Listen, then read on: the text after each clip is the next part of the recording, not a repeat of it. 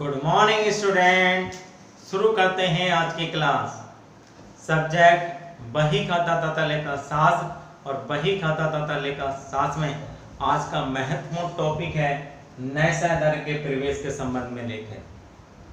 प्यारे बच्चों, जब कोई नया साझेदार आता है तो साझेदारी फर्म में जो लेखे होते हैं, आज उन लेखों को समझते हैं। सबसे पहले जब कोई नया साझेदार आता है तो पूंजी लेकर आता है और उसके पूंजी लाने पर क्या एंट्री होती है, cash account DR, bank account D R. अगर वो पूंजी के रूप में असेट्स लेकर आता है तो असेट्स अकाउंट डीआर। जो वो लेकर आ रहा है सबको क्या करेंगे, हम डेबिट कर देंगे। कैश अकाउंट डीआर या बैंक अकाउंट डीआर, कैश भी लिख सकते हैं, बैंक भी लिख सकते हैं। और जो संपत्ति अगर लेकर आ रहा है तो असेट्स अकाउंट डीआर, जो भी वो संपत्ति लेकर आया है उसका नाम लिख देंगे। और to new partners capital account, जो नया साझेदार है उसका पूंजी खाता क्रेडिट कर देंगे। और बीइंग अमाउंट या असेट्स ब्रॉट एज कैपिटल, ये पहली एंट्री आपकी नए साझेदार के प्रवेश के संबंध में होगी। दूसरी एंट्री, यदि नया साझेदार ख्याति की रकम नगद लेकर आता है तो क्या एंट्री होगी, कैश अकाउंट डीआर या bank account DR. To premium account, अब ये गुडविल नहीं लिखेंगे क्योंकि अब पुस्तकों में ख्याति खाता नहीं खोला जाता। लेखांकन मानक 10 और लेखांकन मानक 26 के अनुसार अब पुस्तकों में ख्याति खाता नहीं खोला जाता।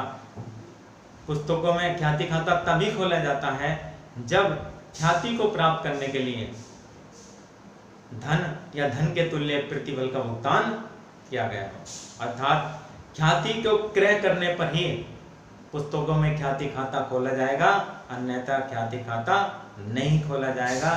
चाहे नए साझेदार का प्रवेश हो, चाहे साझेदार का अवकाश ग्रहण हो, चाहे साझेदार की मृत्यु हो या साझेदार के मध्य लाभ हानि अनुपात में परिवर्तन हो, किसी भी दशा में ख्याति खाता नहीं खोला जाएगा।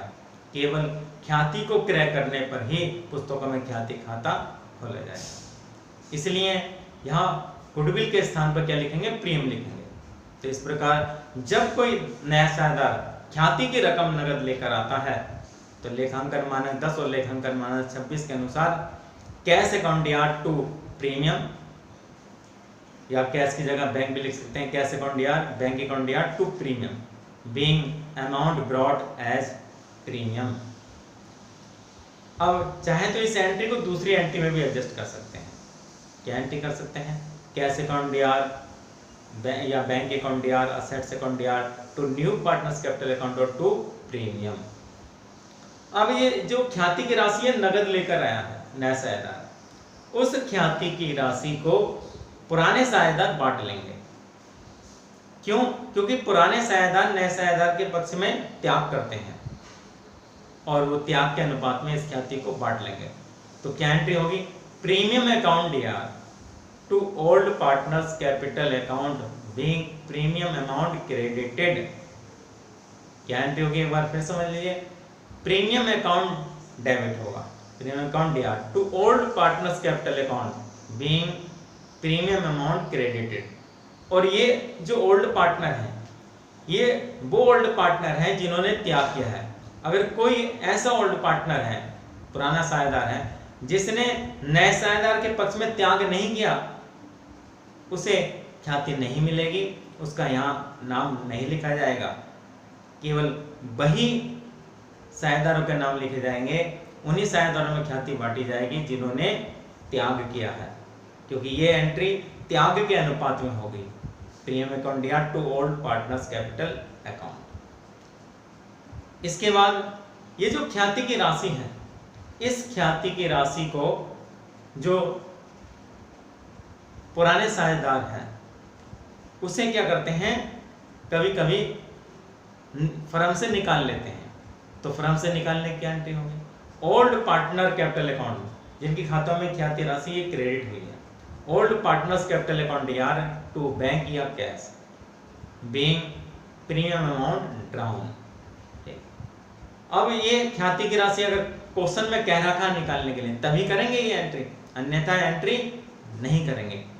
केवल बांटने की एंट्री कर देंगे, ख्याति को क्रिएट करने की एंट्री कर देंगे, लेकिन ख्याति निकालने की एंट्री तभी होगी जब क्वेश्चन में कह रखा हो। और अगर आधी राशि निकालने के लिए कह रखा तो आधी लिखेंगे, अगर पूरी निकालने के लिए कह रखा तो पूरी लिखेंगे। जितना राशि निकालने के लिए कहा है उतनी से ये एंट्री होगी। क्या एंट्री होगी? Old partners capital account DR to cash account या bank account being premium amount drawn. ठीक, अब ये कभी कभी क्या होता है कि नया साझेदार ख्याति की राशि लाने में असमर्थ होता है, वह नगद रूप में ख्याति की राशि नहीं लाता। तो पहले तो क्या होता था, ख्याति खाता खोल दिया जाता था। अब क्योंकि लेखांकन मानक 10 और लेखांकन मानक 26 के अनुसार ख्याति खाता नहीं खोला जा सकता। केवल जब ख्याति क्रय की जाती है तभी ख्याति खाता खोला जाता है। नए साझेदार के प्रवेश या अवकाश ग्रहण या साझेदार की मृत्यु की दशा में ख्याति खाता नहीं खोला जा सकता। तो क्या करेंगे? फर्म की कुल ख्याति निकाल लेंगे।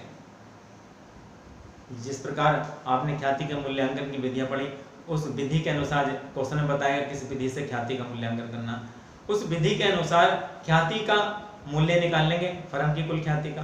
और फर्म की कुल ख्याति का मूल्य निकालने के बाद जो नया साझेदार है उसके हिस्से की ख्याति निकाल लेंगे, और उसके हिस्से की ख्याति से लेखांकन मानक 10 और 26 के अनुसार ये एंट्री करेंगे कि new partners capital account DR, new partners capital account DR to old partners capital account being goodwill amount adjusted. क्या एंट्री होगी? फिर समझ लीजिए, यदि ख्याति की राशि नया साझेदार नगद लाने में असमर्थ होता है, नगद नहीं लाता, तो क्या एंट्री होगी?